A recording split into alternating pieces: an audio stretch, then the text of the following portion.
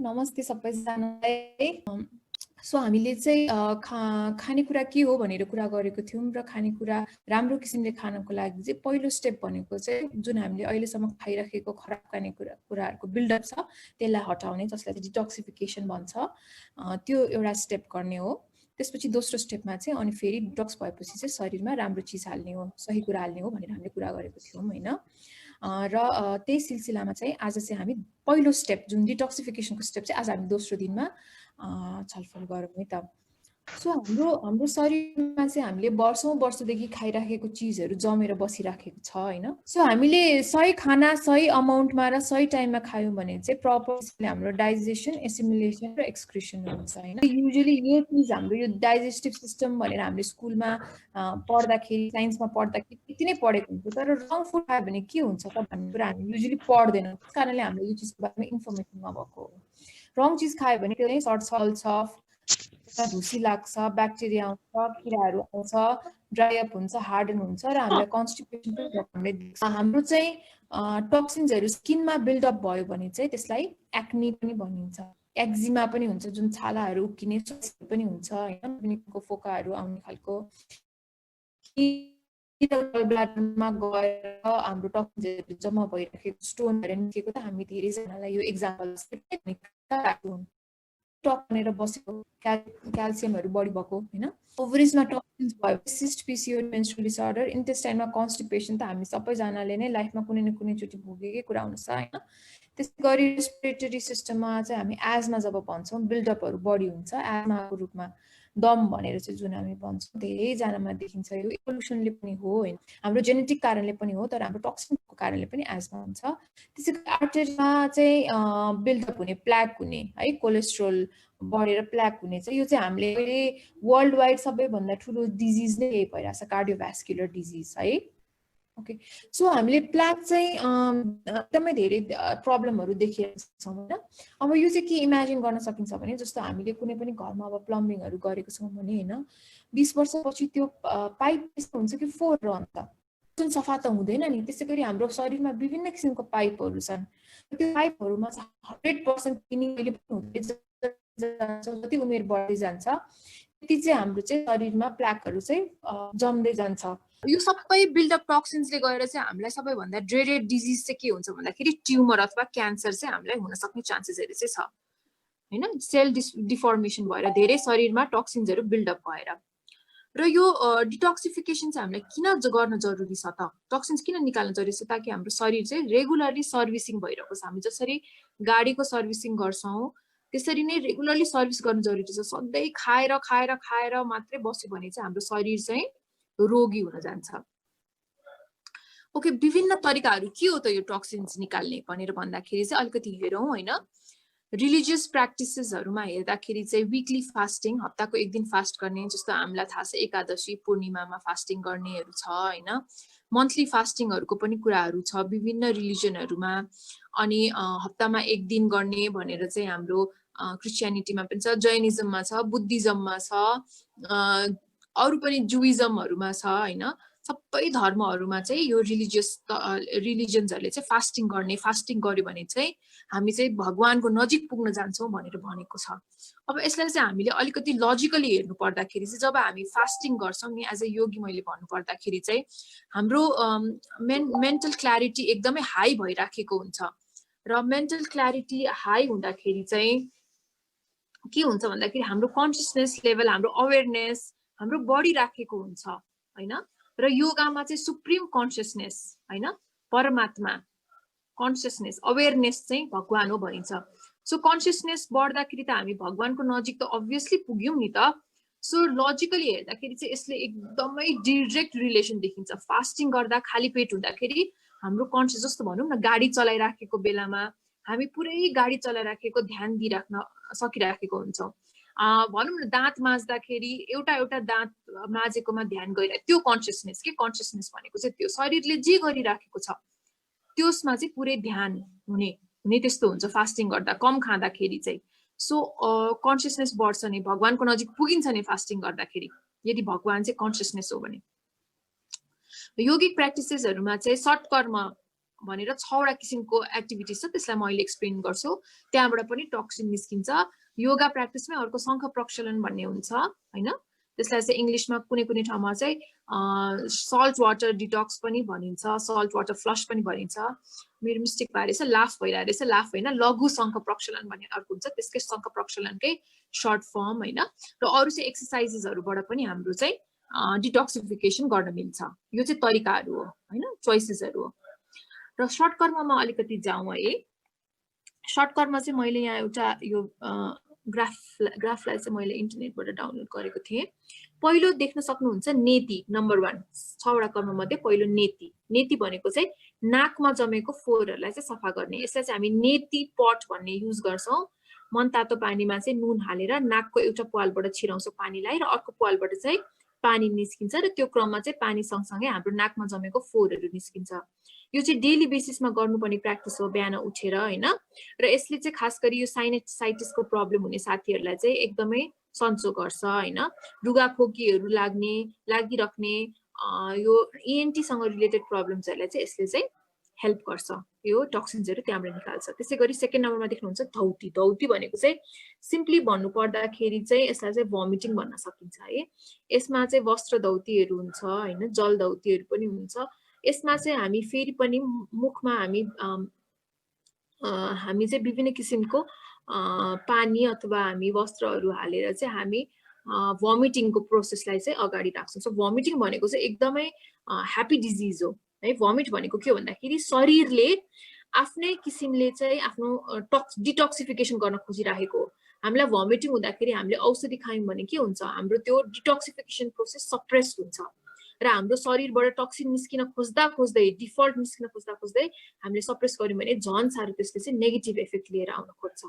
So vomit हुन दिनुपर्छ भन्ने कन्सेप्ट हो यो। यसले चाहिँ अप्पर बडी ट्र्याक्टलाई, अप्पर डाइजेस्टिभ ट्र्याक्टलाई चाहिँ क्लिन गर्छ। अनि त्यसैगरी थर्ड नम्बरमा हेर्नुहुन्छ बस्ती हैन। बस्ती भनेको चाहिँ के हो भन्दाखेरि चाहिँ हाम्रो एनल रिजनबाट, हाम्रो दिशा निस्किने ठाउँमा चाहिँ हामी पानी छिराउँछौँ, एक्सटर्नली पानी छिराउँछौँ, एनेमा पनि भनिन्छ यसलाई अंग्रेजीमा।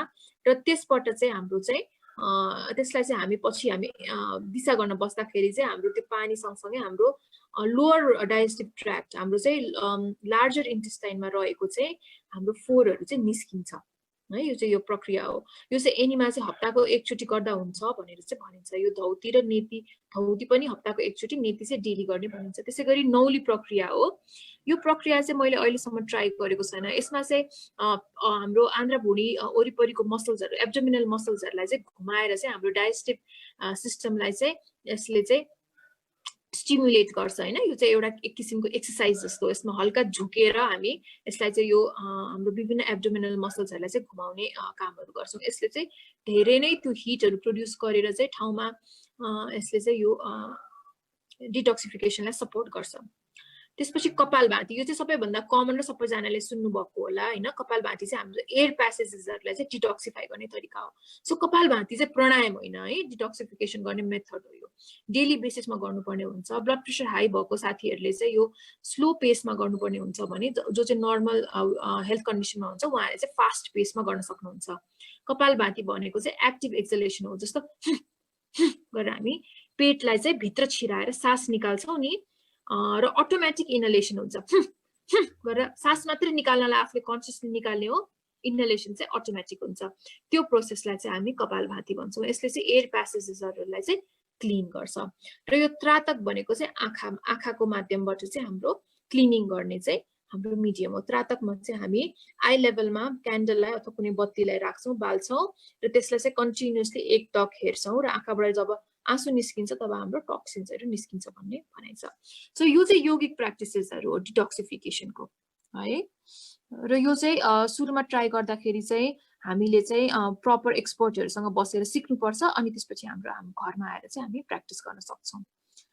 यसले चाहिँ हाम्रो शरीरको विभिन्न सेन्स अर्गन्सहरूलाई युज गरेर चाहिँ बडीबाट हाम्रो टक्सिन्स निकाल्छ।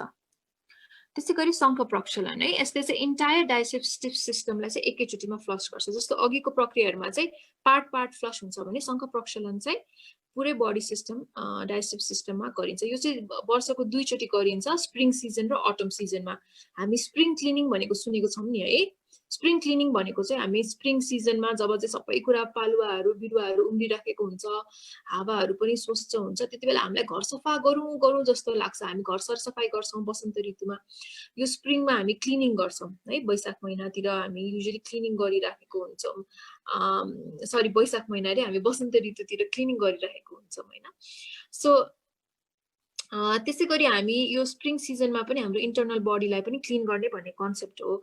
ट्वाइस अ इयर चाहिँ हामी गर्छौँ र यो चाहिँ एक्सपर्ट सुपरभिजनमा गर्नुपर्ने कुरा हो, यो एक्लै गर्ने चिज होइन होइन। यसमा चाहिँ सल्ट वाटर्स हामी लगभग 6 देखि 8 ग्लास पानीमा 1 चम्चा नुन हालेर चाहिँ हामी पिउँछौँ। 6-8 ग्लास पानी पिउँछौँ, भटाभट पिउँछौँ। त्यसमा विभिन्न किसिमको 5 प्रकारको योगा आसनाहरू पनि हुन्छन् होइन। त्यो फलो गर्नुपर्ने हुन्छ। त्यो गर्दै बिस्तारो गर्दै गर्दै गर्दै गरिसकेपछि चाहिँ यसले चाहिँ कसै कसैलाई गरिसकेको 20 मिनटमै हुन्छ, कसै कसैलाई लामो समयमा चाहिँ हामीलाई डायरिया जस्तो इफेक्ट हुन्छ, लुज मोसन्सहरू हुन्छ र बडीबाट विभिन्न किसिमको टक्सिन्सहरू निस्किन्छ। यो दिन चाहिँ दिनभरि रेस्ट गर्नुपर्ने हुन्छ, यो गरेको दिन होइन। र यो चाहिँ पूर्ण रूपमा गर्नको लागि चाहिँ 3 दिनसम्म गर्न पनि सकिन्छ। र पुरै चाहिँ बडीमा चाहिँ सबै क्लिन, इन्टायरली बडी क्लिन गर्नको लागि चाहिँ यो चाहिँ एक्सपर्ट सुपरभिजनमा बसेर गर्नुपर्ने हुन्छ। यसले चाहिँ हाम्रो इन्टायर बडी सिस्टमलाई चाहिँ क्लिन गर्छ, लिभरदेखि लिएर एपेन्डिसाइटिसहरूदेखि लिएर सबै ब्लड सर्कुलेसनलाई क्लिन गर्ने र स्ट्रेस लेभललाई घटाउने पनि यसले काम गर्छ। र यसैको सर्टकट फर्ममा चाहिँ 1 दिनमा गर्ने, एकैछिनमा गर्नेलाई चाहिँ लघु शङ्ख प्रक्षालन भन्छ। यो चाहिँ एकचोटि एक्सपर्टसँग गरिसकेपछि पछि पछि आफै पनि गर्न सकिन्छ। लघु शङ्ख प्रक्षालन चाहिँ एक्सपर्टको सुपरभिजनमा नै गर्नुपर्ने हुन्छ। शङ्ख भनेको चाहिँ किन शङ्ख भनेको भन्दाखेरि चाहिँ शङ्खको भित्र चाहिँ होइन, त्यो हामीले जुन फुक्छौँ नि शङ्ख, त्यसको भित्र चाहिँ गोल मटोल भएर भित्र चाहिँ घुम्रेर बसेको हुने रहेछ त्यसको स्ट्रक्चर के। अनि हाम्रो आन्द्राभुँडी पनि पुरै बट्टारिएर चाहिँ 16 फिट जति हुन्छ होला हाम्रो आन्द्राभुँडी, कति सानो ठाउँमा पुरै बट्टारिएर बसेको छ, भित्र बाहिर अगाडि पछाडि लेफ्ट राइट त्यो बट्टारिएको भएर यसलाई शङ्ख भनिन्छ। र प्रक्षालन भनेको चाहिँ क्लिन गर्ने हो है।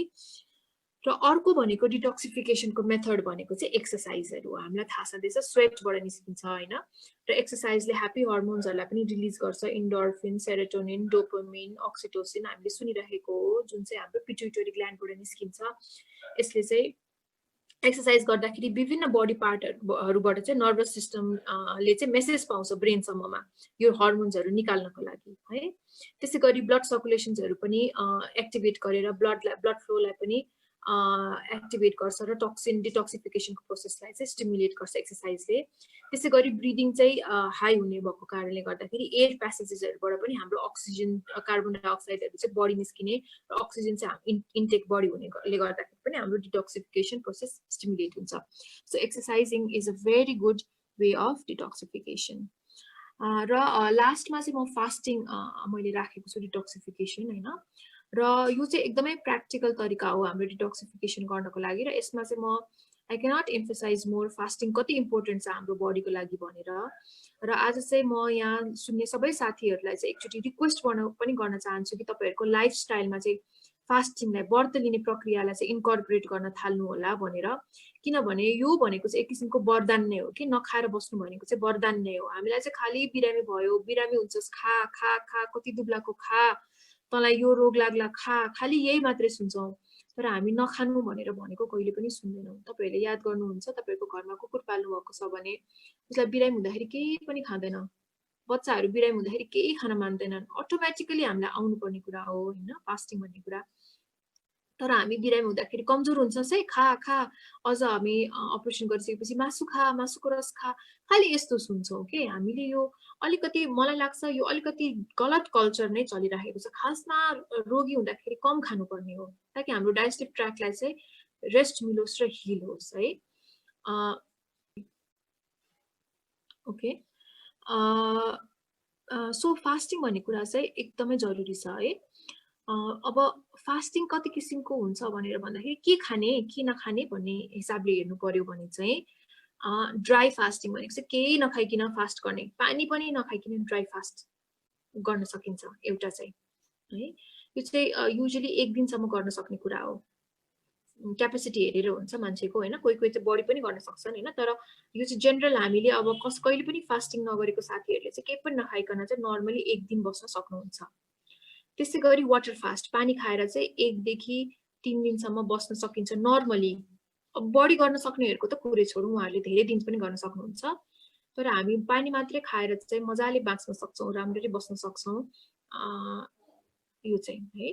अर्को हुन्छ जुस फास्ट। यो चाहिँ 7 दिनसम्म चाहिँ हामी नर्मली हामी जो कसैले कहिले पनि फास्ट गरेको छैनौँ चाहिँ 7 दिनसम्म गर्न सकिन्छ जुस मात्रै खाएर। जुस भन्नाले चाहिँ फेरि तरकारीको धेरै हुनुपर्छ, चिनी कम भएको, फ्रुट्सको होइन कि तरकारीको रस जस्तो सागको, गाजरको, काँक्राको, चुकन्दरको, खास गरी सागपातहरूको रस खाएर बस्न चाहिँ हामी 7 दिनसम्म मजाले सक्छौँ।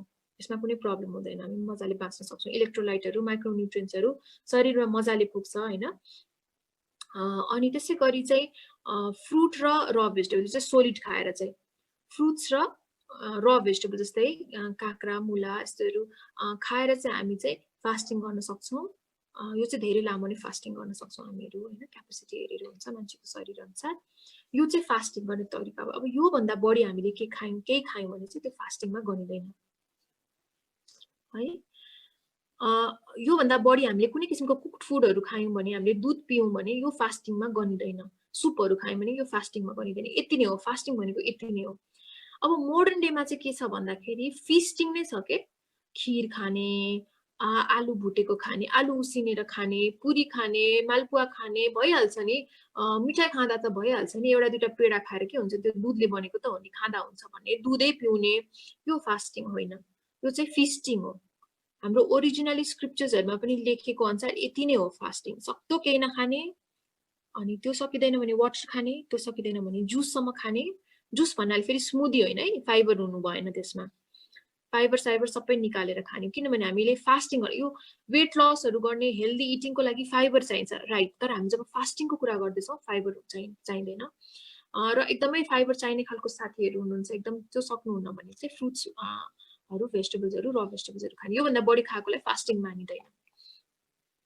त्यसै गरी कहिले खाने भन्ने कुराले पनि विभिन्न किसिमको फास्टिङ हुन्छ। जस्तो हामीले अस्ति पनि इन्टरमिटेन्ट फास्टिङको चर्चा गर्यौँ होइन, 16-8। विकली फास्टिङ भनेको चाहिँ 24 घन्टासम्म, हप्ताको एकचोटि 24 घन्टा नखाने विकली फास्टिङ। त्यसै गरी विकली फास्टिङ, मन्थली फास्टिङ, सरी विकली लेखेछु मैले, मन्थली फास्टिङ हो। जस्तो हामी चाहिँ एकादशीमा गर्ने व्रतहरू चाहिँ महिनाको 2 चोटि आउँछ। सरी है, मैले यहाँ रङ लेखेको रहेछु, मन्थली हुनुपर्ने विकली लेखेको रहेछु। त्यसै गरी अर्को चाहिँ मन्थमा एकचोटि फास्ट गर्ने पनि हुन्छ हाम्रो होइन। त्यो फास्टिङहरू चाहिँ हामी टाइम अनुसार चाहिँ फास्टिङ गर्न सक्छौँ। सो तपाईँहरूले चाहिँ के क्लियर हुनु भन्दाखेरि हामीले विभिन्न किसिमको पकाएर खाने चाहिँ खाने, चिल्लो चाल्लो खाने, यो फास्टिङ चाहिँ होइन, यो चाहिँ फिस्टिङ नै हो। चाहिँ हाम्रो अहिले मान्छेहरूले चाहिँ लुप होल के पत्ता लगाएको हुन्छ नि, स्क्रिप्चर्सहरूमा लुप होल पत्ता लगाएर अब फास्टिङ गर्न गाह्रो हुनेहरूले यतिको त खाँदा हुन्छ, अब गाह्रो भयो मेरो शरीरलाई भनेर गर्न थाल्दा बिल्डअप भएको कल्चर हो यो। र फास्टिङलाई चाहिँ किन त, फास्टिङले चाहिँ किन गर्नुपर्ने, सबैभन्दा best method of detoxification fasting किन हो त है, एकचोटि त्यो कुरा हेरौँ। फर्स्ट अफ अल त यो एकदमै प्र्याक्टिकल छ, एकदम फिजिबल छ, हामी सबैजनाले इजिली गर्न सक्छौँ, हामीलाई कुनै इक्विपमेन्ट पनि चाहिँदैन, हामी र हाम्रो शरीर भए पुग्छ। ओके, किन त भन्दाखेरि हामीलाई स्टमकले भनिराखेको हुन्छ कि please have mercy on me, please give me a break. कति खाएको, कति काम गर्नु म, इन्जिनलाई जहिले चलायो भने के भन्छ, इन्जिन भत्किन्छ नि, त्यस्तै हो, मलाई प्लिज ब्रेक दिनु भनिरहेको हुन्छ, तर हामी ब्रेक नै दिँदैनौँ, हामी खाएकै गर्छौँ। कति खान्छौँ हामी, दिनको 3 छाक खान्छौँ एभ्री डे। एक छाक छोड्यो भने हामीलाई के किन भएको जस्तो हुन्छ, हामी भोकलाई ह्यान्डल गर्नै सक्दैनौँ। भोकाउनु जरुरी छ, स्टमकलाई ब्रेक दिनु जरुरी छ ताकि बडी हिलिङ होस् है। र यसको चाहिँ म आफैसँग को इक्जाम्पल दिन्छु। मैले अस्ति 29 मेदेखि 31 मेसम्म, अस्तिको शुक्रबारदेखि म आइतबारसम्म चाहिँ मैले 3 दिनको जुस फास्टिङ लिएको थिएँ मैले आफैले है। मेरो लागि पहिलोचोटि थियो, मैले त्यति 3 दिन लामो फास्टिङ कहिले पनि गरेको थिइनँ। म 1 दिनको फास्टिङ गरिराख्ने मान्छे हो, म इन्टरमिटेन्ट फास्टिङ गरिराख्ने मान्छे हो होइन। मैले तर 3 दिनसम्म जुस मात्रै खाएर कहिले पनि बसेको थिएन र मैले यसको धेरै बेनिफिट सुनेको थिएँ। स्टमकलाई ब्रेक मिल्यो भने बाँकी बडीमा हिलिङ हुन्छ भनेर मैले सुनेको थिएँ होइन। र मैले चाहिँ तेस्रो दिन भयो, मलाई विभिन्न डिटक्स सिम्पटम्सहरू आयो, मैले त्यसको बारेमा पनि चर्चा गर्छु होइन। डिटक्स सिम्पटम्सहरू आयो, मलाई फिल गुड भइरहेको थिएन है। यो हिलिङ भन्ने प्रोसेस ह्याप्पी फिलिङ हुन्छ भन्ने जरुरी छैन, यो गाह्रो नै हुन्छ। मलाई फिल गुड भइराखेको थिएन, मैले अनेस्टली भन्नुपर्छ होइन। 4th डेमा मलाई एकदमै क्लिन फिल भयो। 4th डेमा जब म खाना पाउँथेँ, मलाई त्यति बेला पनि खान मन लाग्दैन, किनभने मेरो बडी यति क्लिन भएको मलाई अनुभव भयो। मेरो शरीरबाट यति फोहोर निस्क्यो त्यो बच्चा भर्खर जन्मेको बेला कालो दिशा निस्किन्छ नि त्यस्तो किसिमको म जबकि एकदमै हेल्दी खाने मान्छे हो म कहिले प्रोसेस्ड फुड खाँदिन हैन मेरो शरीरबाट यति फोहोर निस्क्यो मलाई यति क्लिन फिल भयो मलाई घरै सफा राख्न मन लाग्यो मैले कोठाहरू खाटमुनि कुच्चो छिराई सफा गरे दराज पछाडी माथि हेरेर कता कुराको जालो लागेको सबै सफा गरे दराज सबै मिलाए लुगा सबै पट्टाए यति क्लिन फिल भइराखेको थियो के मलाई अनि मलाई त्यो यति राम्रो क्लिनलीनेसको फिलिङ आइरा थियो हैन म त्यसमा फोकस भइरा थिए 7th डेमा हिजो पत्याउनु मलाई हिजो 7th डे थियो मेरो डिटक्सिफिकेसनको मैले मेरो लेफ्ट खुट्टा चाहिँ यो योगासनहरू गर्दाखेरि मेरो लेफ्ट खुट्टाको मसल टियर भएको थियो हिजो म पुरै हनुमान आसनमा बस्न सके मेरो मसल हिल भएको रहेछ के मलाई थाहा नै थिएन म 7th डेमा आएर मैले पत्ता लगाएँ मलाई अचम्म लाग्यो कि साच्चै वास्तवमा नै हिलिङ हुँदो रहेछ भनेर चाहिँ मलाई आफ्नै लाइफको आफ्नै एक्जाम्पलबाट चाहिँ मलाई यो कुरा पुरै विश्वास भयो कि जब हाम्रो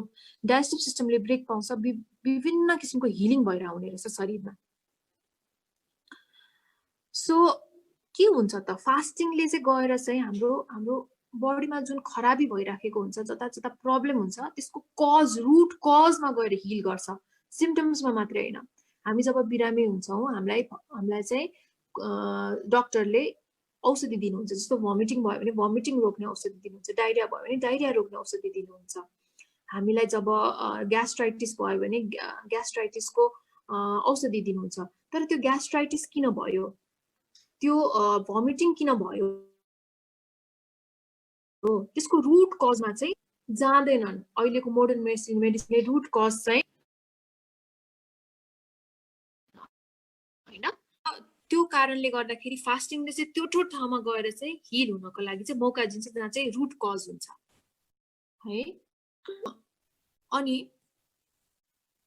त्यसै गरी अर्को रिजन किन हामी फास्टिङ गर्न जरुरी छ भनेर भन्दाखेरि चाहिँ फुड चाहिँ हाम्रो source of energy one and only source of energy होइन हामीले अस्ति चर्चा गर्यौं फुड फ्युल हो हाम्रो शरीरको लागि भनेर तर फुड मात्रै हाम्रो लागि फ्युल होइन त्यसकारणले तिमी कमजोर हुन्छौ खाना खाऊ भनेर भन्नु जरुरी छैन किनभने हामी एनर्जी लिनको लागि विभिन्न अरु सोर्सहरू छ र यसको बारेमा चाहिँ म अलिकति बढी चर्चा गर्छु है ओके हाम्रो एनर्जी सोर्सेसहरू के हो भनेर भन्दाखेरि पञ्चभूत भनेर भन्छ हाम्रो शरीर 5 वटा एलिमेन्टले बनेको हुन्छ 5 वटा तत्वले बनेको हुन्छ है अर्थ हाम्रो शरीर अर्थले बनेको हुन्छ किन भनेर भन्दाखेरि यसको एक्जाम्पल हेर्दा जब हामी मर्छौं नि हामी कि त खरानी बन्छौं कि त हामी चाहिँ हामीलाई गाड्यो भने चाहिँ हामी माटो भएर डिकम्पोज भएर जान्छौं र त्यो केमा परिणत हुन्छ माटोमा सो हाम्रो शरीरको सबै फिजिकली देख्ने अंगहरू के हो माटो अल्टिमेटली त्यो माटो बन्न सक्छ हामी माटोबाट बन्यौं हाम्रो शरीर माटोमा विलीन हुन सक्छ हामी माटोबाट बनेको हो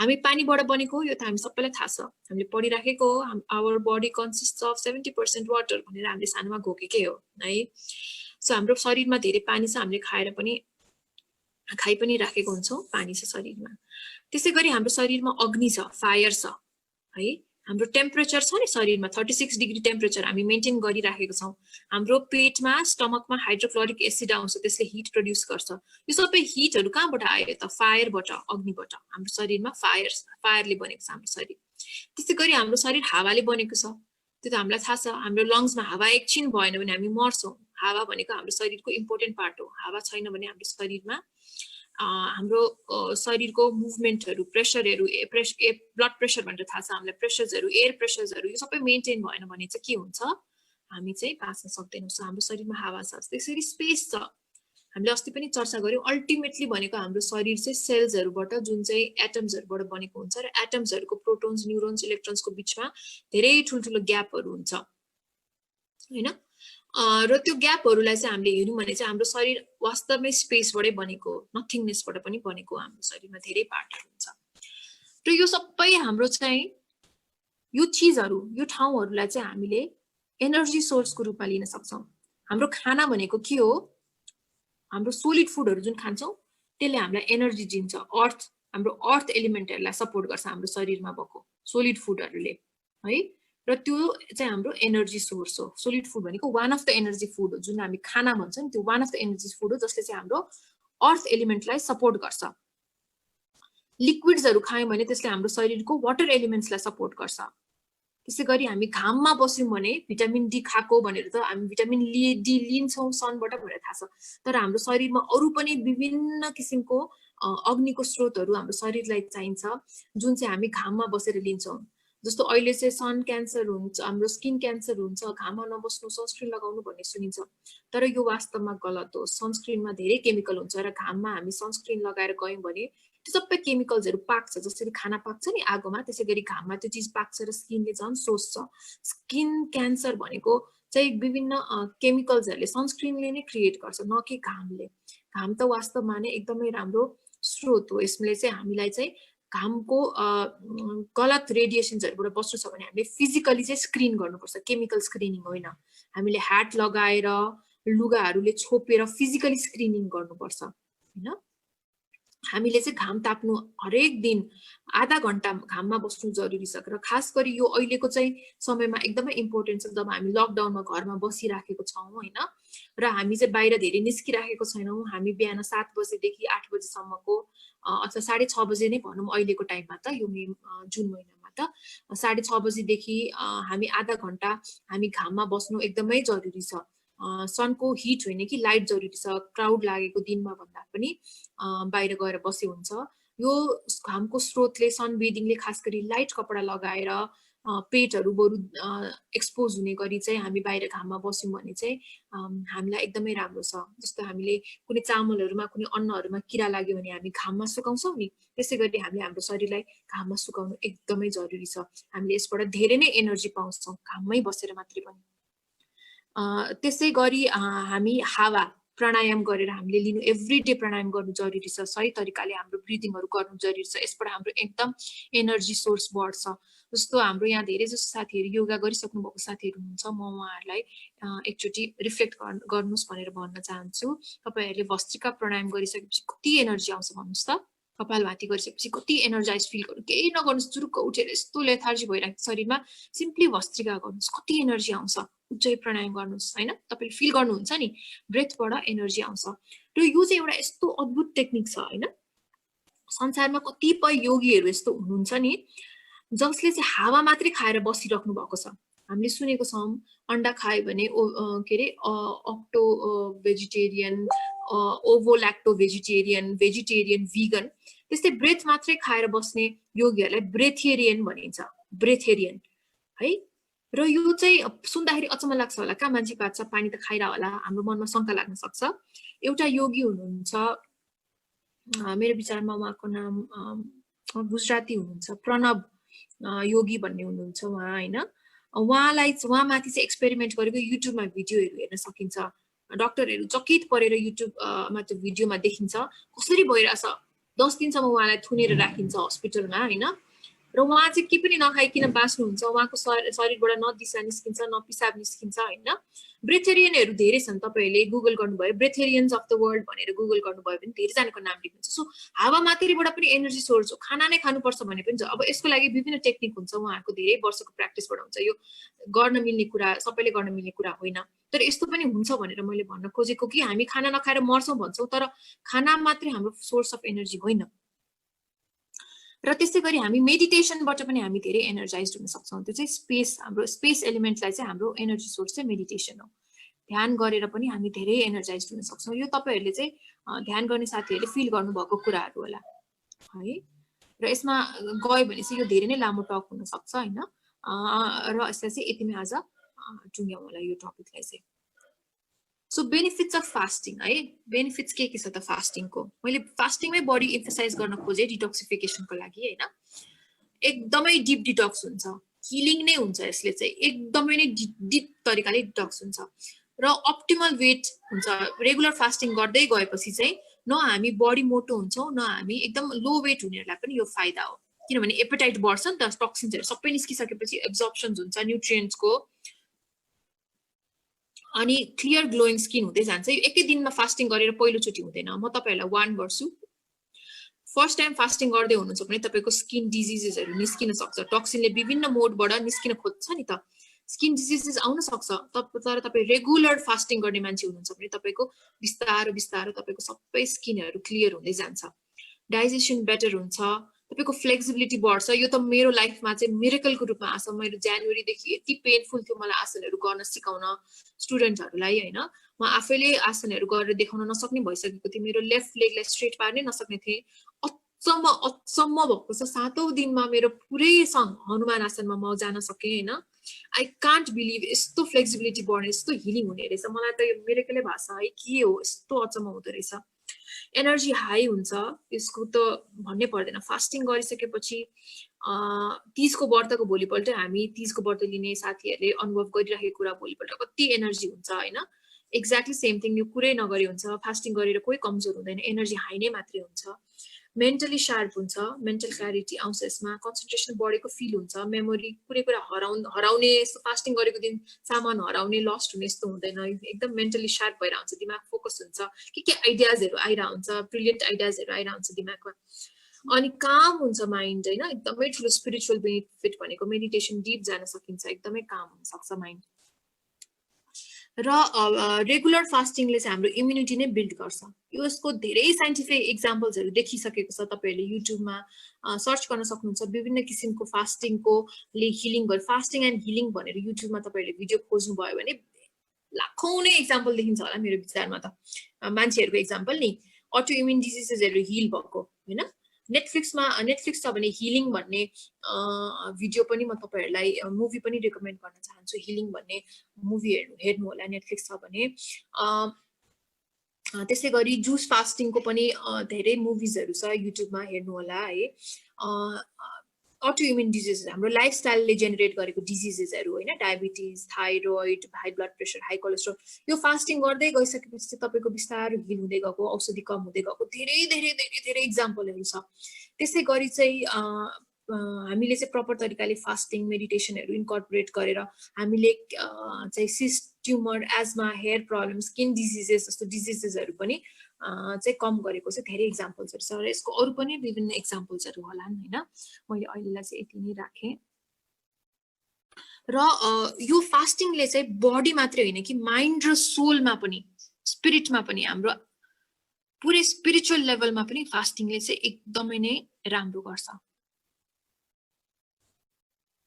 र फास्टिङलाई चाहिँ तपाईहरुको जिन्दगीको एउटा इम्पोर्टेन्ट लाइफस्टाइल, एउटा पार्ट अफ य लाइफस्टाइल बनाउनु इम्पोर्टेन्ट छ। खास गरी अहिलेको मोडर्न मान्छेहरुलाई चाहिँ, जो चाहिँ खास गरी अब बढ्ने उमेर जब हाइट बढ्न छोड्यो नि, तब तपाईहरुले चाहिँ फास्टिङ चाहिँ रेगुलरली गर्नु होला भनेर चाहिँ म रिकमेन्ड गर्न सक्छु। यो चाहिँ मेरो आफ्नो एक्सपिरियन्सबाट भनेको हो हैन। र 50 इयर ओल्ड भन्दा माथिको मान्छेहरुले चाहिँ धेरै फास्टिङ नगर्नु भन्ने चाहिँ भनाइ छ। उहाँहरुको एपेटाइट यसै पनि घटिरहेको हुन्छ, सो इट्स ओके हैन।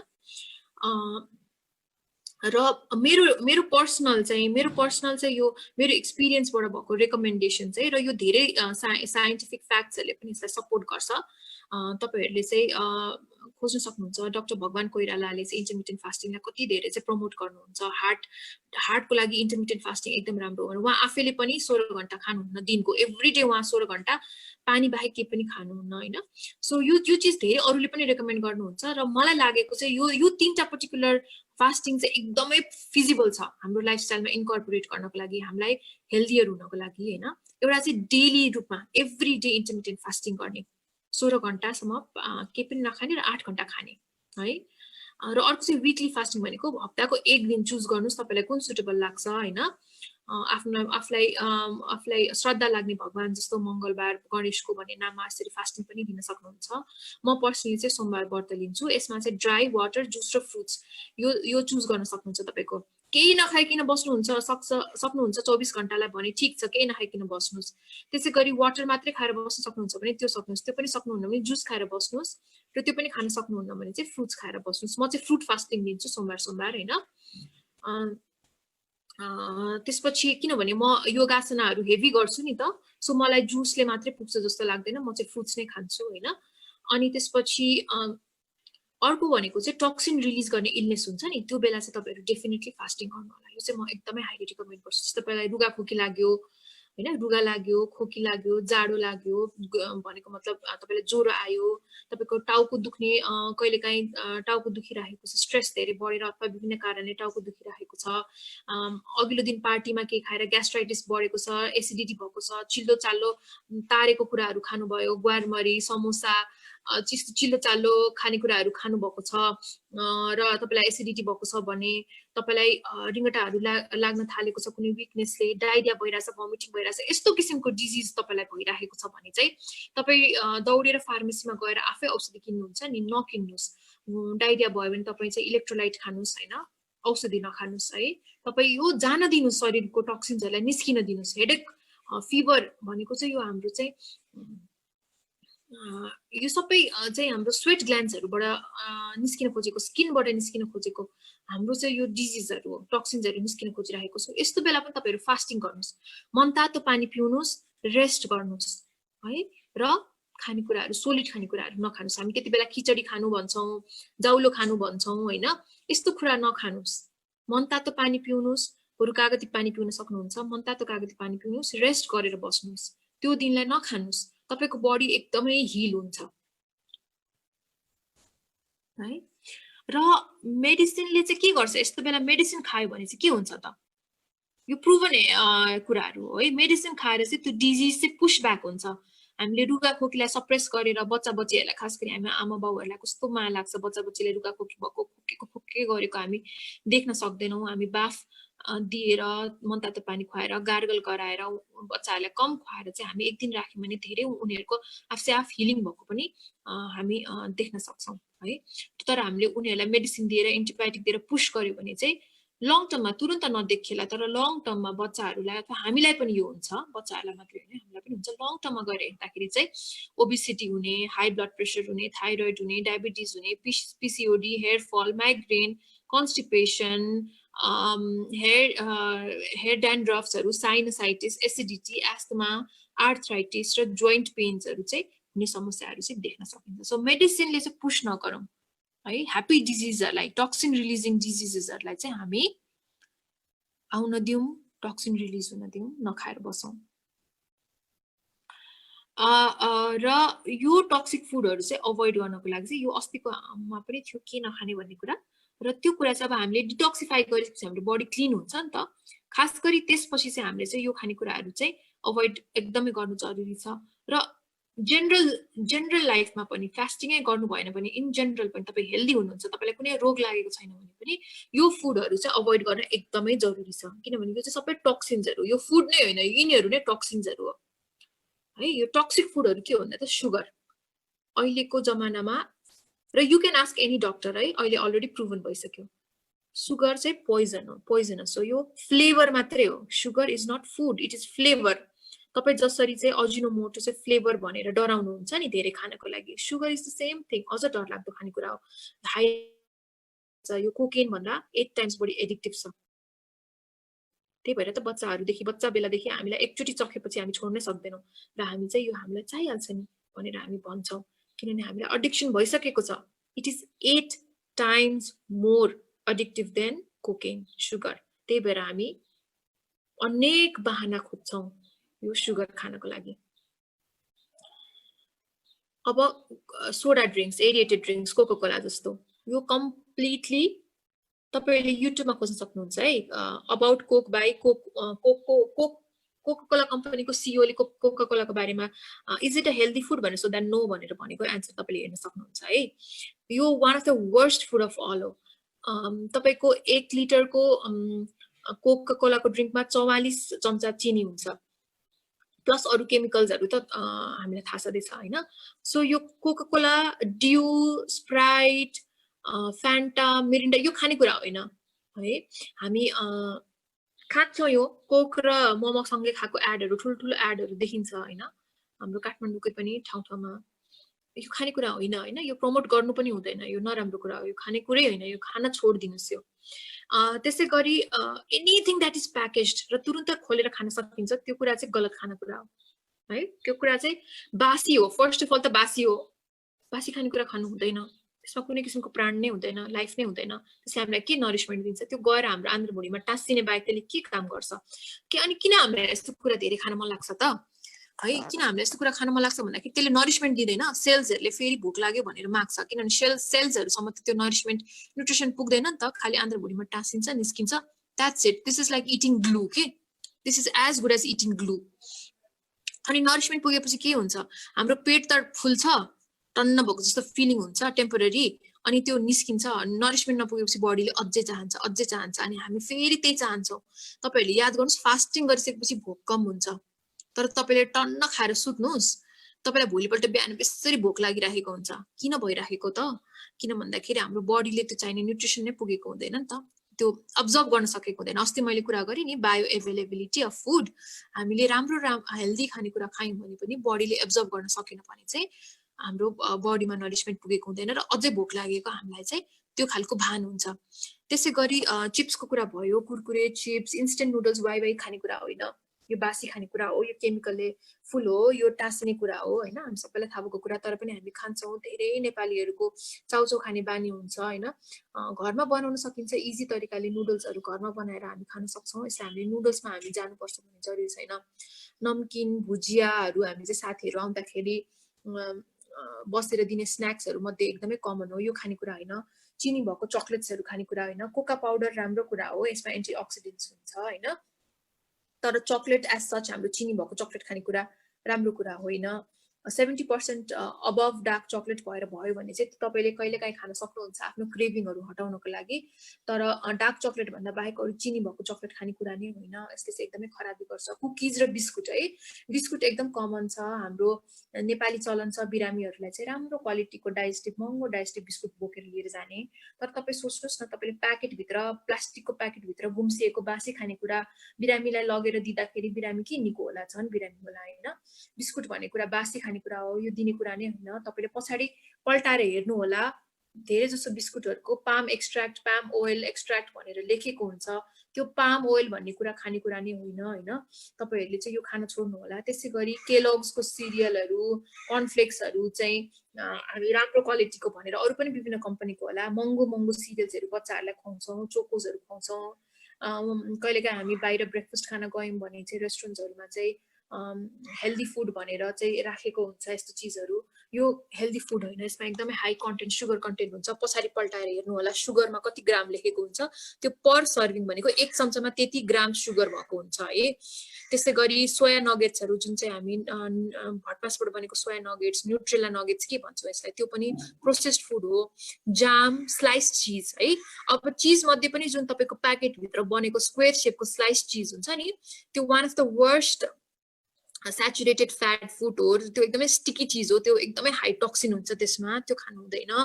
स्लाइस चिज चाहिँ जुन स्क्वेयर सेपको पाउनुहुन्छ नि, प्लास्टिकभित्र ऱ्याप भएको होइन। त्यसै गरी चिज स्प्रेड, मार्जरिनहरू, चिजहरू दल्ने कुराहरू, चकलेट सिरपहरू, चकलेट स्प्रेडहरू, केचपहरू, salted butter, refined oil. Okay, so ओइलमा चाहिँ अलिकति जाउँ होला है। यो रिफाइन्ड ओइल भनेर चाहिँ जुन हामी बट्टामा किन्छौँ नि, ओइल प्याकेटमा किन्छौँ नि रिफाइन्ड ओइलहरू, त्यसमा पछाडि तपाईँको रिफाइन्ड लेखेको छ, हाइड्रोजिनेटेड लेखेको छ भने त्यो चाहिँ खराब ओइलहरू हो। तपाईँहरू सकेसम्म चाहिँ मिलमा लगेर पिसेको तोरीको तेल, सर्सीको तेल खाने गर्नु होला होइन, त्यो नै राम्रो हुन्छ। त्यसको सट्टा त बरु रिफाइन्ड ओइल भन्दा त बरु घिउ नै राम्रो हो। रिफाइन्ड ओइल त्यति खराब कुरा हो, हाइड्रोजिनेटेड ओइल। यसले गर्दाखेरि चाहिँ हाम्रो शरीरमा कोलेस्ट्रोलको र हार्ट डिजिजेसहरूको समस्या आउँछ। जबकि उनीहरूले उल्टा विज्ञापन गरिरहेको हुन्छन्, त्यो उहाँहरूको मार्केटिङ स्ट्राटेजी हो है। ओके, त्यो त्यसलाई अर्कै ठाउँमा छोडौँ होइन। मार्केटिङले गर्दाखेरि हाम्रो ब्रेन वाश भएको छ, हामी सबै कुरा ठिक हो भनेर चाहिँ हामी सोच्दै नसोचिकन टिप्छौँ। प्याकेट जुसहरू, प्याकेज जुसहरू, यो पनि हामी बिरामीहरूलाई लगिदिन्छौँ। रियल जुसहरू हामी बिरामीहरूलाई लगिदिन्छौँ, यो लग्ने कुरा नै होइन। यो बासी खानेकुरा, प्रिजर्भेटिभ हाई, केमिकल हाई कुराहरू हो। यसमा कुनै किसिमको न्युट्रिसन कन्टेन्ट राम्रो हुँदैन यसमा होइन। त्यो जुन फलफुलको त्यहाँ पिक्चर देखाएको हुन्छ त्यसको नजिक एक थोपा पनि हुँदैन त्यो प्याकेज जुसहरू। घरमै जुसहरू बनाऊँ होइन, खाने हो भने हामी फलफुल पसलमा हामी फ्रेस जुस बनाएर जति पनि खान सक्छौँ त्यो खान सकिन्छ। त्यसै गरी सुगर फ्री भनेर लेबल भएको कुनै पनि कुराहरू नखाउँ, किनभने सुगर फ्रीको सट्टा जुन कुरा हालिन्छ नि त्यो चाहिँ पोइजन हो। As simple as that. Sugar free भनेर लेबल गरेको कुनै पनि कुरा खानु हुँदैन। त्यसमा सुगरको सट्टा सुगर जस्तो फिल हुनको लागि यति धेरै केमिकल घोटाला गरेर मिसाएर बनाएको पोइजनस कुराहरू मिलाएर बनाएको हुन्छ। Sugar free biscuit, sugar free drinks, sugar free यो, सुगर फ्री त्यो कुनै पनि नखानुस्, त्यो पोइजन खाइराखेको। र रिफाइन्ड फ्लोर मैदा भएको केही पनि नखाऊ है। अब यो भन्दाखेरि धेरैजनालाई चित्त दुख्छ होला, मोमो चाहिँ मैदाले बनेको हुन्छ, आटाले बनेको मैदाहरू बनाउनु मोमोहरू बनाउनु सुरु गरौँ। मैदा भनेको एकदमै नराम्रो हो। मैदा भनेको चाहिँ हामी सानोमा हुँदाखेरि यसको चाहिँ हामी माड बनाउँथ्यौँ र स्टिक गर्थ्यौँ होइन। विभिन्न क्राफ्ट हाम्रो स्कुलमा हामी सानो हुँदाखेरि आर्ट्स एन्ड क्राफ्ट्स गर्नु पर्यो भने चाहिँ मैदाको यो माड बनाएर हामी स्टिकिङ गरेर चाहिँ ग्लु बनाएर चाहिँ हामी आर्ट्स एन्ड क्राफ्ट गर्थ्यौँ। अहिले पनि कति पोस्टरहरू चिप्काउँदा मैदाको माडको चिप्काएर बनाएको हुन्छ होइन। मैदा भनेको चाहिँ हाम्रो आन्द्रा भुँडीमा टाँसिने कुरा बाहेक यो यस्तै केही पनि न्युट्रिसनल फाइदा दिँदैन। सो आटाको मोमो भनेर चाहिँ आजकल रेस्टुरेन्ट्सहरूमा पनि अलिकति महँगो प्राइसमा बेच्न थालिसकेको छ। आटाले बनेको मोमो खानुहोस्, मैदाले बनेको चाउमिन मोमोहरू चाहिँ अभोइड गर्नुहोस्। मैदाले हामी धेरै कुरा गर्छौँ, यो खान छोड्नुहोस् होइन। हाम्रो जस्तो डोनटहरू केक्सहरू सबै मैदाले बनेको छ होइन।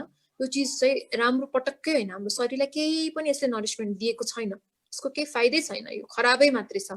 र अर्को एकदमै इम्पोर्टेन्ट हाम्रो लाइफस्टाइल जसमा हामी स्टेल बासी हामीलाई पकाउन अल्छी लाग्यो भने बिहान पकायो अनि त्यसलाई फ्रिजमा राख्यो, बेलुका तताएर खान्छौँ। यसले चाहिँ हामीलाई कुनै पनि नरिसमेन्ट दिँदैन। खानु होला, पेट टन्न होला, तर शरीरमा पोषण पुगेको हुँदैन।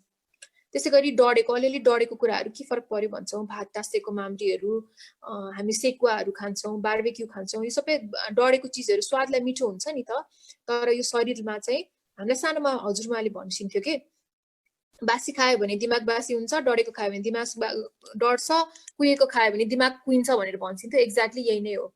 कुहिएको चिजहरू खानु हुँदैन। अलिअलि कहिलेकाहीँ हामी स्याउहरूको साइडमा अलिकति कुहिएको छ भने आधा टुक्रा फ्याँकेर खान्छौँ होइन। त्यस्तो कुराहरू के कति चिजहरू कुहिएको हुन्छ, अचारहरू चाहिँ कति राख्यो भने माथि ढुसी परिरहेको हुन्छ, यस्तो चिजहरू माथिबाट निकाल्छौँ, तलको खान्छौँ होइन। यस्तो चिजहरू चाहिँ हामीले अभोइड गर्नुपर्छ। हामीले फ्रेस हेल्दी गुड नरिसिङ फुडहरू खानुपर्छ। राम्रो चोइस कि राम्रो क्वालिटी चिज खाने हो नि त। अनि माइक्रोवेभमा रिहिट गरेर खाने बानी चाहिँ one of the most toxic ह्याबिट्सहरू हो होइन। र यसलाई चाहिँ अब अहिलेको कल्चरले झन्झन अपनाउँदै गइरहेको छ र यसको बारेमा चाहिँ सिरियसली सोच्ने बेला भएको छ होइन। यो सबै कुराहरू चाहिँ टक्सिक फुडहरू, यसले चाहिँ टक्सिन्स मात्रै बढाउँछ शरीरमा र यस्तो फुडहरूलाई चाहिँ हामीले अभोइड गर्नु नै एकदमै जरुरी छ। र अर्को कुरा चाहिँ हाम्रो के हुन्छ भन्दाखेरि होइन, हामीले चाहिँ जति यो फुडहरूलाई चाहिँ अभोइड गर्दै गयौँ नि, हाम्रो शरीरमा भइराखेको जुन टक्सिन्सहरू छ त्यो आफै हट्दै पनि जान्छ।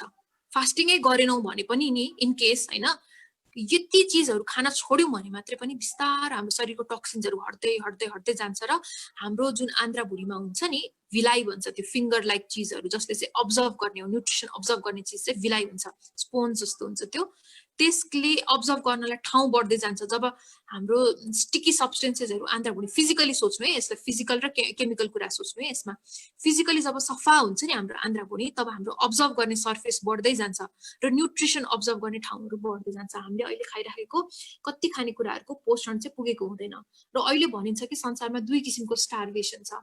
एउटा चाहिँ साँच्चीकै खान नपाएर स्टार्भेसन भइराखेको, अर्को चाहिँ धेरै खाएर चाहिँ न्युट्रिसन चाहिँ अब्जर्भ गर्न क्यापेसिटी बडीको नरहेको कारणले चाहिँ स्टार्भेसन भएको। सो न्युट्रिसन डिफिसियन्सीलाई पनि स्टार्भेसन अहिले चाहिँ वर्ल्डको सबैभन्दा ठुलो, तपाईँ कुनै पनि न्युट्रिसनिस्टसँग कुरा गर्नुहोस्, अहिलेको वर्ल्डमा दुई किसिमको स्टार्भेसन छ भन्नुहुन्छ उहाँहरूले। न्युट्रिसन अब्जर्भ गर्न नसकेर, खराब खानेकुरा धेरै खाएर, हामीले राम्रो खानेकुराको पनि न्युट्रिसन अब्जर्भ गर्न नसकेर, हाम्रो बडीलाई सेल्सलाई न्युट्रिसन नपुगेर, चाहिने पोषण नपुगेर हाम्रोमा चाहिँ स्टार्भेसन बढेको छ। वर्ल्ड वाइड स्टार्भेसन छ, हङ्गर छ। ओके, तर यो सबै कुरामा चाहिँ हामीलाई के ध्यान दिनुपर्छ भन्दाखेरि चाहिँ हाम्रो दिमागलाई कन्ट्रोल गर्न सक्नुपर्छ। किनभने हाम्रो दिमागले जहिले पनि यो रङ डिसिजन किन लिइरहेछ त, किनभने हाम्रो 2 इन्चीको जिब्रो जुन छ त्यसलाई चाहिँ हामी बढी माया गर्छौँ कि बाँकी रेस्ट अफ द बडी भन्दा। जब खाना अगाडि आउँछ नि, मिठो खाना जब गलत खाना आफ्नो आँखा अगाडि आउँछ नि, त्यति बेला हाम्रो दिमाग चल्दैन, दिमागले जिब्रोलाई सम्झिन्छ है। यो चाहिँ हाम्रो सबैभन्दा कमजोरी हो र यो कुरा चाहिँ आफ्नो प्याटर्न, आफ्नो थट प्याटर्न चाहिँ बुझ्नु जरुरी छ, अवेरनेस बढाउनु जरुरी छ। हामी कसरी रियाक्ट गर्छौँ, हाम्रो माइन्डले कसरी रियाक्ट गर्छ जब टेम्पटिङ खानेकुरा अगाडि आउँछ, यो कुरा चाहिँ अब्जर्भ गर्नु, अवेर हुनु। एज अ योगा प्र्याक्टिसनर यो अब्जर्भेसन, यो अवेरनेस चाहिँ म सबैजनामा ल्याउनुहोस् भनेर चाहिँ म रिक्वेस्ट गर्न चाहन्छु हैन। तपाईलाई यो चिज आजै छोड्न गाह्रो होला, तर तपाईँ आजदेखि चाहिँ तपाईँ अवेरनेस स्टार्ट गर्नुहोस् कि तपाईको घरमा के न्युट्रिसन मिक्स भएर खानेकुरा पाकिरहेछ, तपाईको घरमा कतिको चिल्लो पिरो पाकिरहेको छ, तपाईको घरमा कस्तो कस्तो फुडहरू किनेर ल्याउने टेन्डेन्सी छ, तपाईको घरमा बच्चाले रोयो भने चकलेट दिएर फकाउने टेन्डेन्सी छ कि छैन, प्याटर्न के छ त घरको मान्छेहरूको, के छ बिहेभियरल प्याटर्न, तपाईको घरमा कुनै मिठो खानेकुरा पाक्यो भने त्यो गलत खानेकुरा हो भने त्यसलाई चाहिँ कसले कस्तो किसिमले रियाक्ट गर्छ, कसले बढी खान्छ हैन, कसले कम खान्छ, कसले चाहिँ बढी फ्रुट्स खान्छ घरमा, कसले चाहिँ बढी चिल्लो चाल्लो बाहिरको खान्छ, यो प्याटर्नलाई अब्जर्भ गर्ने चाहिँ आजदेखि अवेरनेस यो प्र्याक्टिस चाहिँ स्टार्ट गर्नुस् र बिस्तारै तपाईको अवेरनेस बढ्दै बढ्दै गएपछि सायद 1 वर्षमा 2 वर्षमा तपाई आफै अवेर हुँदै गएपछि तपाईको चोइसेसहरु पनि बिस्तारै चेन्ज हुँदै जान्छ। अवेरनेस ल्याउनु सबैभन्दा जरुरी कुरा हो हैन। जिब्रोलाई प्रायोरिटी दिइरहनु भएको छ कि शरीरलाई प्रायोरिटी दिइरहनु भएको छ है, यो याद गर्ने गर्नुस्। आजदेखि अवेरनेस स्टार्ट गर्नुस्। र यो चाहिँ म योगासँग अलिकति रिलेट गर्न खोज्छु है। हाम्रो योगामा चाहिँ धेरैजनालाई थाहा होला पनि हाम्रो यो ग्रुपमा हैन, तर कतिपयलाई चाहिँ थाहा नभएको हुन सक्छ। योगामा चाहिँ 8 वटा लिम्ब भन्छ, अष्टाङ्ग भन्छ हैन योगाको। त्यसमध्ये चाहिँ यम र नियम भन्ने हुन्छ है। सो यम भन्नाले अरु एक्सटर्नल फोर्सेससँग गर्ने रुल्सलाई चाहिँ यम भन्छ, सोशल एथिक्सलाई। र यसमा चाहिँ अहिंसा र न्युट्रिसन यसमा जोड्दै जान खोजे मैले। अहिंसामा चाहिँ हामी चाहिँ काइन्डनेस देखाउने हैन। अब यसमा चाहिँ के खाना खाने हैन, हामीले चाहिँ प्राणी कुन चाहिँ प्राणी चुज गर्ने खानालाई, हामीले चाहिँ प्लान्ट वाला प्राणी चुज गर्ने कि एनिमल वाला प्राणी चुज गर्ने भन्ने कुराको एन्सर चाहिँ यसमा हामीले खोज्न सक्छौं यो अहिंसा वालामा। त्यसै गरी अपरिग्रह भन्नाले चाहिँ मिनिमलिजम, थोरै गर्ने, जे चिज पनि ठिक्क गर्ने, थोरै खाने, थोरै लाउने, थोरै बस्ने, अपरिग्रह। यसमा के कति खाने भन्ने कुरा चाहिँ यसले चाहिँ कभर गर्छ, तलको लास्ट हेर्न सकिन्छ। त्यसै गरी नियम भन्ने हुन्छ है। नियम भनेको चाहिँ पर्सनल रुल्सहरु, आफ्नो लागि पर्सनल चाहिँ सफा रहने, प्योर रहने हैन। त्यसभित्र आउँछ हाम्रो षट्कर्म। आफ्नो शरीरलाई भित्रदेखि नै सफा राख्नु जरुरी छ। हामी राम्रो लुगा लगाउँला, चिटिक्क परुला हैन, हामी सफा बसौँला, डेली बेसिसमा नुहाउँला, तर भित्र हाम्रो फोहोर खानेकुराहरू जमेर टाँसेर आन्द्रा भुँडीमा बसिराखेको छ, हाम्रो आर्टरीमा बसिराखेको छ भने चाहिँ हामी के सफा रह्यौं र भित्रबाट टक्सिन निकाल्न जरुरी छ नि त। सो शौच, प्योरिटी, सफा। त्यसैगरी सन्तोष, कन्टेनमेन्ट, थोरै खाएर सन्तोष हुने, राम्रो खाएर सन्तोष गर्ने, धेरै खान कोसिस नगर्ने। त्यसैगरी तपस, सेल्फ डिसिप्लिन, अस्टेरिटी हैन, तपस आउँछ। सेल्फ डिसिप्लिन एकदमै जरुरी छ के खाने भन्ने कुरामा। त्यसैगरी स्वाध्याय, सेल्फ स्टडी, आफूले के खाइराखेको छु, कस्तो चीज हालिराखेको छु शरीरमा हैन, आफ्नो टेन्डेन्सी के छ, आफ्नो विकनेस के छ, चिल्लो पिरो खानको लागि विकनेस छ कि, गुलियो खानको लागि विकनेस छ कि, म कसरी यो विकनेस घटाउन सक्छु है। त्यसैगरी ईश्वर परिधान, सरेन्डर, आफूले खाएको कुरा चाहिँ हेल्दी खानेकुरा हो भनेर हेल्दी खानेकुराहरू चुज गर्ने, नेचरले हामीलाई नेचुरली दिएको खानेकुराहरू चुज गर्ने र सरेन्डर गर्ने। धेरै मसाला हालेर, धेरै किसिमले नयाँ नयाँ रेसिपी बनाएर, धेरै कभर अप गरेर कम्प्लिटली डिफरेन्ट बनाएको खानेकुरा खाने हैन कि रियल खानेकुराहरू खाने। र यो कुराहरू चाहिँ हामीले ध्यान दिनुको लागि चाहिँ योगाले पनि हामीलाई चाहिँ यसरी सिकाइराखेको हुन्छ है। र हेर्न सक्नुहुन्छ जस्तो आसना भनेर चाहिँ हामी धेरै चाहिँ योगा भनेको आसना भनेर बुझ्छौँ। आसना भनेको खालि one of the components of yoga. त्यसैगरी प्राणायाम एउटा कम्पोनेन्ट हो। प्रत्याहार भनेको चाहिँ हाम्रो 5 सेन्सेस अर्गन्सहरुलाई चाहिँ भित्रतिर फोकस गराउनेलाई हो। त्यसैगरी धारणा भनेको चाहिँ कन्सन्ट्रेसन हो। भनेको हामी चाहिँ इन एन्ड आउट मेडिटेसन गर्ने, कन्सन्ट्रेसन बढाउनेलाई धारणा भनिन्छ। ध्यान भनेको चाहिँ हामी जसलाई चाहिँ मेडिटेसन भन्छौँ। र यो सबै गरिसकेपछि अन्तिममा फाइनली चाहिँ हामी प्योर ब्लिस यानि कि समाधिमा पुग्न सक्छौँ। सो हाम्रो यम र नियम फलो नगरिकन हामी ट्रु योगी हुन सक्दैनौँ।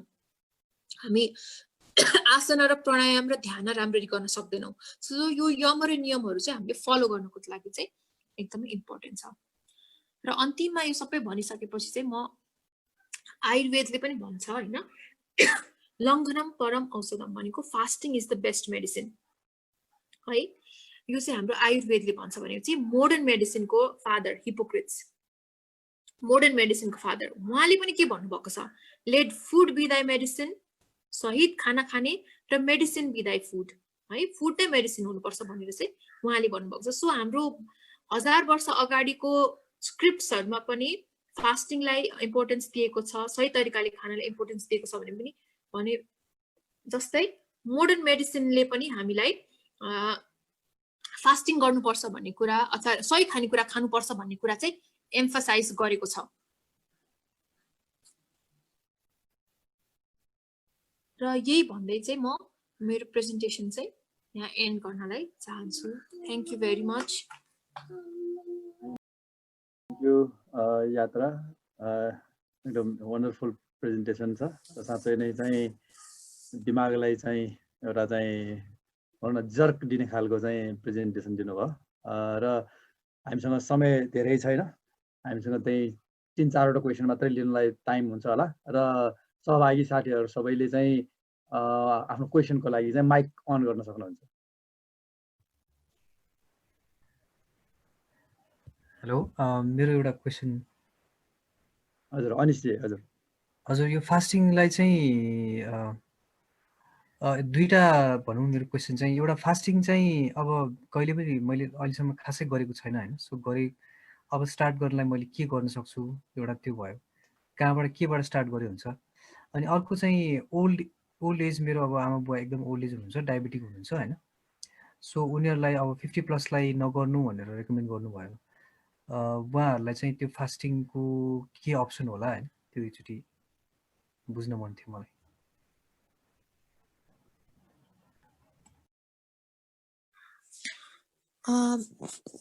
मैले फर्स्ट पार्ट चाहिँ सुनिनँ, मेरोमा एकदमै साउन्ड कमाइरहेको छ हेर्नु न, आज एकदमै टेक्निकल प्रब्लम्सहरू आइरहेछ है। मैले सेकेन्ड पार्ट चाहिँ सुने हैन। सेकेन्ड पार्ट भन्नु न। ओके, 50+ को लागि चाहिँ होइन, यो चाहिँ अलिकति विकनेसहरू हुनसक्छ फास्टिङ भनेर चाहिँ हो होइन, तर उहाँहरूलाई चाहिँ रोगी हुनुहुन्छ भने चाहिँ थोरै खानु चाहिँ एकदमै राम्रो हो। जस्तो 16 आवर फास्ट नले पनि 14 घन्टा 13 घन्टा यस्तो चाहिँ इन्टरमिटेन्ट फास्टिङ गर्नु चाहिँ राम्रो नै हुन्छ होइन। त्यसै गरी उहाँहरूले चाहिँ स्लो खालको कपालभातीहरू गर्ने होइन र मेडिटेसनहरू गर्ने त्यस्तो चाहिँ गर्न सक्नुहुन्छ। र हाम्रो डिटोक्सिफिकेसनमा चाहिँ जुन छ नि यो नेती धौतीहरू चाहिँ होइन, त्यस्तोहरू पनि उहाँहरूले कति उमेर, अब धेरै नै उमेर छ भने चाहिँ त्यो चाहिँ गर्न सक्नुहुन्छ हुन्न, अब नयाँ प्र्याक्टिस होइन, तर अलरेडी उहाँहरूले सिकिसक्नु भएको छ अथवा अलिकति 50s मै हुनुहुन्छ 60s मै हुनुहुन्छ भने चाहिँ ट्राई गर्दाखेरि चाहिँ केही पनि बिग्रिँदैन। र मेन चाहिँ त्यही त्यो ह्याप्पी डिजिजेसहरू हुँदाखेरि चाहिँ कम खाएको नै बेटर हो। सो थोरै खाने, धेरै चबाएर खाने, कम अमाउन्ट खाने, यस्तो इन्कर्पोरेट गर्न सकिन्छ। दुबई चाहिँ अब 70 to 80 को रेन्जमा भनौँ न, भनेपछि त उहाँहरूको एपेटाइट पनि त पहिलेको लाइक 40s मा हुँदाखेरिको भन्दा त अलरेडी कम भइसक्यो होला नि होइन। र त्यो आफैमा फास्टिङ मान्न सकिन्छ के, उहाँहरूको मेटाबोलिजम एकदम कम भइसकेको हुन्छ नि त। र थोरै खाने, चबाएर खाने चाहिँ सबैभन्दा इम्पोर्टेन्ट हुन जान्छ कि यस्तो बेलामा। समय लिएर चबाएर खानु चाहिँ जरुरी हुन्छ र खानेकुराको चोइसेसहरुमा चाहिँ टक्सिक खानेकुराहरू कम खाने चाहिँ त्यो चोइस हुन्छ।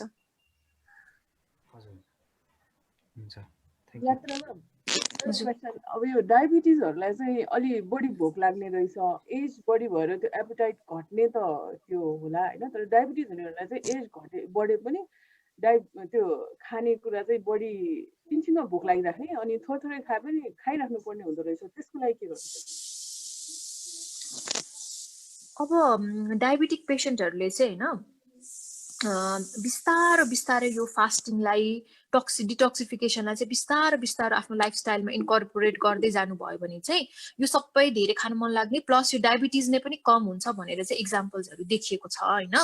तर सबैजनालाई एउटै रियाक्सन चाहिँ हुँदैन र यो डायबिटिजको औषधि खाइराखेको पेशेन्टहरुलाई चाहिँ त्यो धेरै त्यो सुगरको त्यो क्रेभिङ्सहरु हुने चाहिँ त्यो अथवा धेरै खान मन लाग्ने बडीले चाहिँ ग्लुकोज माग्ने चाहिँ त्यो मेडिकल कारणले के मेडिसिन खाएकोले मेडिसिनले चाहिँ बडीमा जुन केमिकल रियाक्सन गर्यो नि त्यो कारणले भएको हो नि त। त्यसकारणले चाहिँ त्यो टक्सिन डिटोक्सिफाई गर्ने र चाहिँ आफ्नो डायबिटिजलाई घटाउँदै जानेतिर नै यो हिलिङ मेथड्सहरुतिर चाहिँ जान चाहिँ म रेकमेन्ड गर्छु। यो नेचुरल वे अफ हिलिङ हुन्छ नि त्यतातिर चाहिँ बिस्तारो यो इन्कर्पोरेट गर्दै जानुमा चाहिँ म एकदमै रिक्वेस्ट गर्न चाहन्छु। Thank you ma'am. Thank you. विश्वले के क्वेशन सोध्नु रूप भाइ? मैले यो हाम्रो डिटोक्सिफिकेसनमा एक्सरसाइजमा ह्याप्पी हर्मोन्स भन्नाले चाहिँ के बुझिन्छ त्यो मैले अलिक कन्फ्युज छु। जस्तो हाम्रो चाहिँ के भनिन्छ भन्दाखेरि पिट्युटरी ग्ल्यान्ड भनेर चाहिँ हाम्रो ब्रेनमा हुन्छ रे हैन, र यसले चाहिँ जस्तो फिल गुड वाला हर्मोन्सहरु हुन्छ नि, जस्तो हामी खुसी हुँदाखेरि हाम्रो शरीरमा एउटा किसिमको जुस बग्ने दुखी हुँदा अर्को किसिमको जुस बग्ने त्यस्तो हुन्छ अरे के। अनि अब यो त अब डक्टर्सहरूलाई अब एनाटोमीको स्पेसलिस्टहरूलाई चाहिँ बढी थाहा हुन्छ होला होइन, तर इन जेनरली हामीले नर्मल लेम्यानले बुझ्दाखेरि चाहिँ हामीलाई सर्टेन एक्टिभिटी गर्दा जस्तो हामी एकदम रिसाइराखेको छौँ रे, हाम्रो शरीरमा एक किसिमको हर्मोन गइराखेको हुन्छ होइन, त्यसलाई कोर्टिसोल भन्छ। स्ट्रेस्ड हुँदाखेरि कोर्टिसोल हर्मोन बगिराखेको हुन्छ अरे कि, ब्रेनले त्यस्तो मेसेज न्युरो ट्रान्समिट भन्यो हाम्रो त्यो नसाहरूबाट चाहिँ त्यस्तो ट्रान्समिसन गरिराखेको हुन्छ अरे होइन। र त्यो रिसाइरहेको अवस्थामा तपाईँ होइन तपाईँ तपाईँलाई अवेरनेस आएर होइन म त रिसाइराखेको रहेछु, म आफूले आफूलाई कन्ट्रोल गर्छु भनेर तुरुन्त स्माइल गर्नुभयो अरे होइन, क्वाइटली स्माइल गर्नुभयो भने बिस्तारो 1-2 सेकेन्डमा तपाईँको ब्रेनले फेरि अर्को मेसेज पाएर अरू हर्मोन्सहरू चाहिँ पठाउने रहेछ के। त्यसमध्ये अब सेरोटोनिन, डोपामिन भन्ने विभिन्न किसिमको यो हर्मोन्सहरू पठाउने रहेछ र ब्रेन चाहिँ रिल्याक्स्ड भएर जाने रहेछ कि। सो यो चाहिँ एक्सर्साइज गर्दाखेरि चाहिँ हामी जहिले पनि एक्सर्साइज गरेपछि हामीलाई फिल गुड हुन्छ नि, तपाईँले अनुभव गर्नुभएको छ त्यो। किन भन्दाखेरि हाम्रो त्यो फिल गुड चाहिँ त्यो हर्मोन्स, ह्याप्पी हर्मोन्स निस्केको भएर हजुर त्यो हुने रहेछ। ओके थ्याङ्क यू, त्यही म कन्फ्युज भइरहेको छु। Okay thank you. हजुर एउटा क्वेसन म सोधौँ है। हजुर म चाहिँ नि पहिला महिना मेडिटेसन गर्दाखेरि महिना पनि केही फास्टिङ भनेर हामी 12 बजेपछि खानु हुँदैन, 4 बजे एउटा जुस खाने अनि पछि पानी खाने, त्यो मात्र गरेर महिना बस्न सक्छौँ, केही थाकेको त्यस्तो फिलिङ हुँदैन। अहिले पछि हुँदा चाहिँ नि पछि चाहिँ 10 दिनसम्म बस्न सक्यो। अब पछि हुँदा अहिले चाहिँ नि के भयो भने 10 दिन बस्न पनि गाह्रो, नखाइकन बस्न नसक्ने होइन, सक्छौँ, भोक पनि नलाग्ने हुन्छ, तर चाहिँ पछि गएर थाक्छ के, केही दिनपछि एकदमै थाक्छ। अनि अस्ति पनि अब वैशाख पूर्णिमामा ल 1 दिन त बस्नु पर्यो भनेर बसेको दिन तपाईँले भने जस्तै फ्रेस पनि छु, भोलिपल्ट पनि फ्रेस छु, तर पर्सिपल्ट र 2 दिन चाहिँ नि एकदमै थाक्यो, 2 दिन 1 रात केही कामै गर्न गाह्रो, सुत्न पनि मात्र मन लाग्ने त्यस्तो भएर आयो। त्यस चाहिँ नि राइट कि रङ त्यो बस्नु। अब यस्तो भन्छ होइन, फास्टिङ गरिसकेपछि चाहिँ डिटक्स सिम्पटम्सहरू हुन्छ। फास्टिङले डिटक्सिफिकेसनलाई एग्राभेट गर्छ नि त।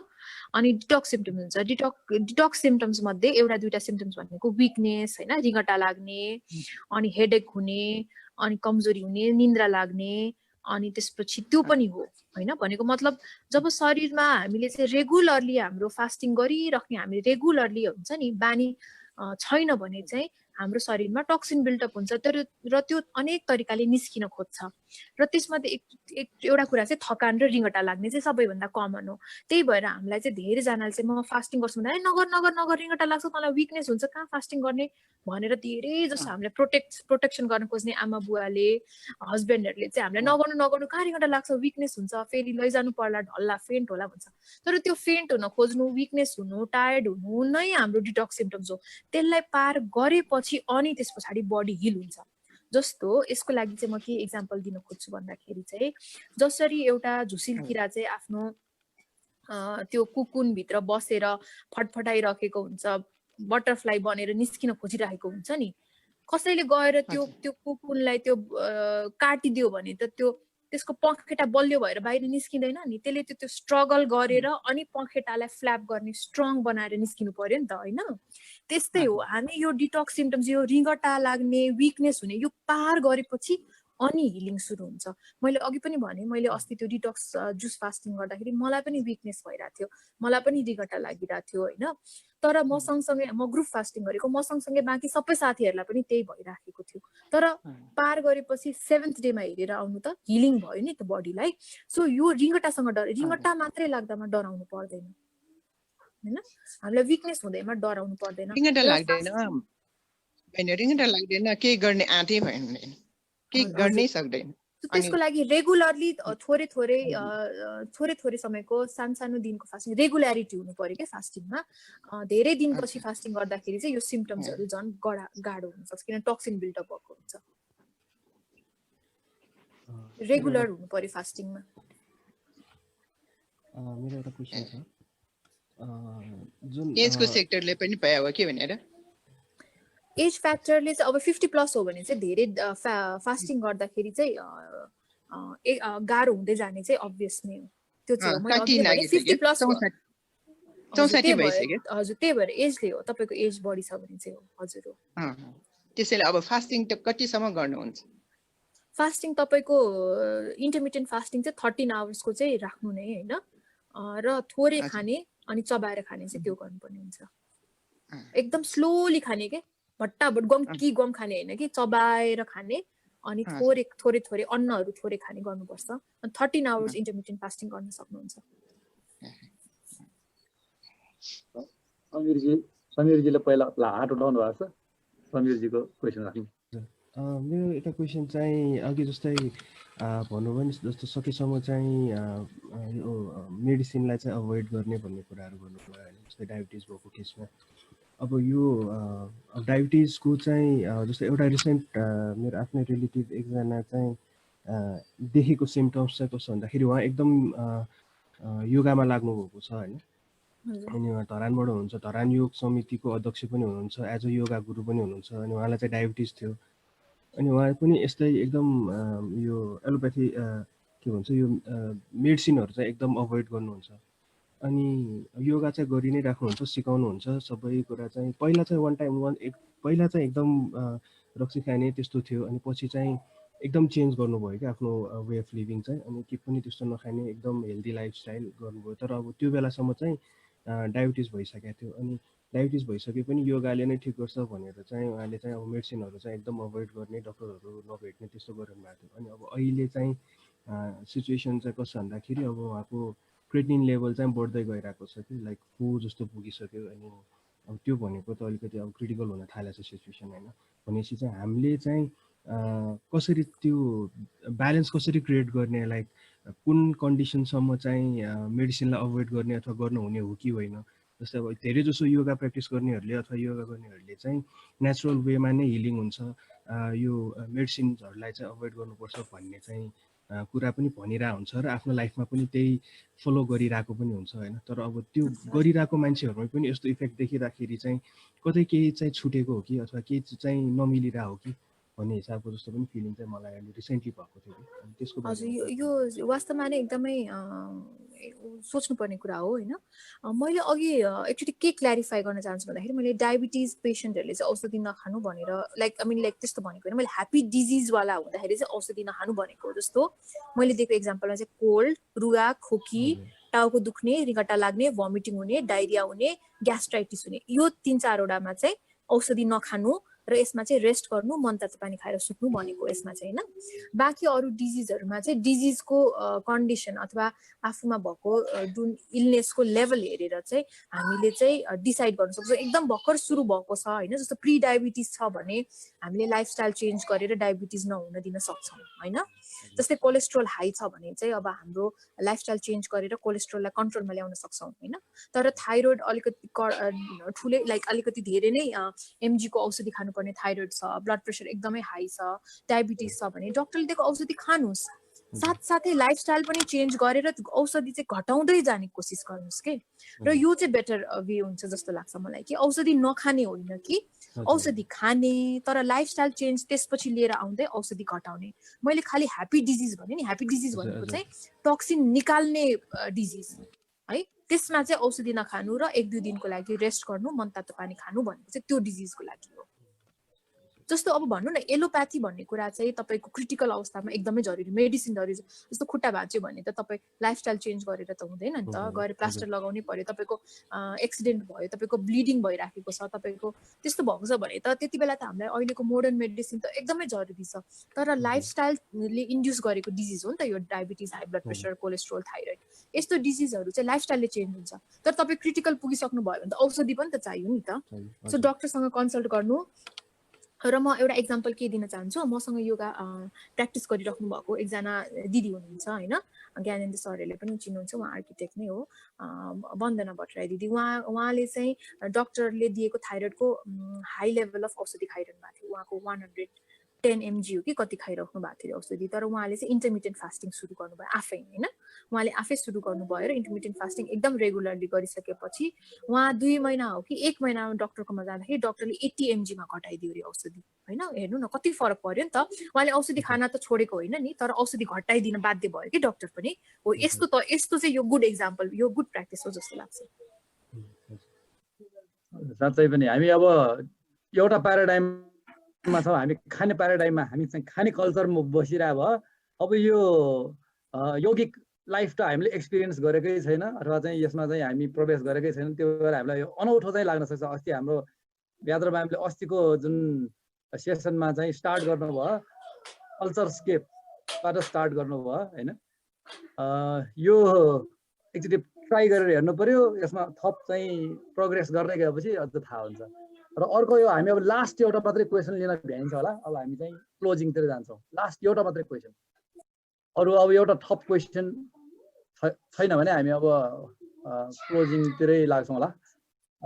र आजको छलफल निकै नै फ्रुटफुल लाग्यो र यो योगा लाइफमा एन्टर गर्ने सरल माध्यम अघि भने जस्तै हामी जुन किसिमको बोटमा चाहिँ हाम्रो लाइफ चाहिँ चलिरहेछ, अब हामीले यो बोट नै चेन्ज गर्नुपर्ने, हाम्रो चाहिँ पर्सपेक्टिभ, हाम्रो चाहिँ सोचाइ नै चेन्ज गर्नुपर्ने खालको चाहिँ यहाँ कुरा आयो। विशेष गरी अब योगा लाइफ भनेको चिज चाहिँ यो नयाँ होइन, यो प्राचीनतम संस्कृति हो।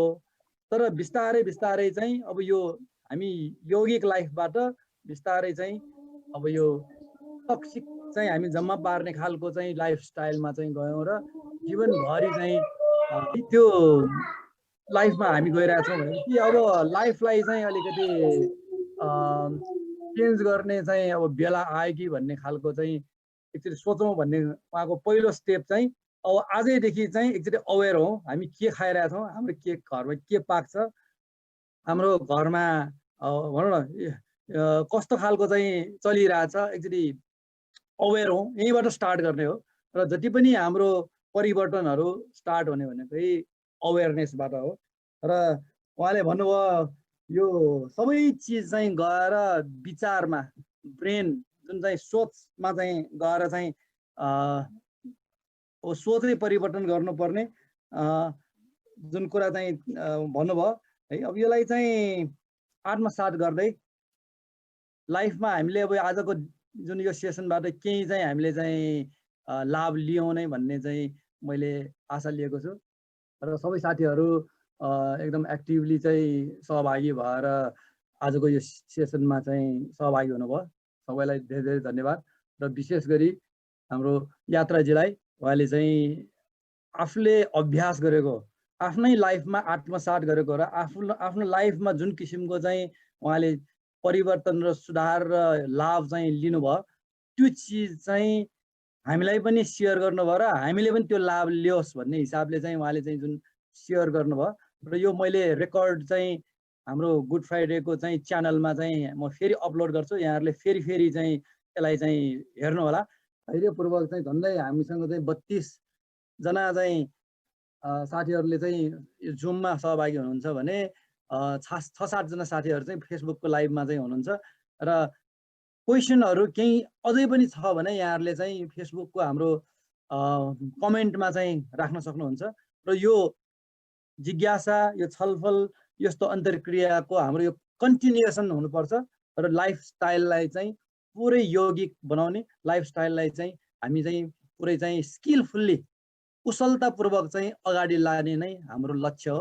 र यही लक्ष्य अनुसार चाहिँ हामीले झन्डै 2 वर्ष हुन लाग्यो यो गुड फ्राइडेको चाहिँ सेसन्सहरू चाहिँ चल्दै गरेको र यो निरन्तरता रहनेछ। किनभने हाम्रो लाइफस्टाइल चाहिँ ठिक पार्नको लागि यो खालको फुड फर थट भन्छ, हामी चाहिँ शरीरको लागि खाना खान्छौँ जस्तै हाम्रो दिमागमा पनि खाना चाहिन्छ र दिमागको लागि यो खाना दिएपछि त्यसपछि खाना शरीरको लागि पनि ठिक हुन्छ, सबैको लागि ठिक हुन्छ।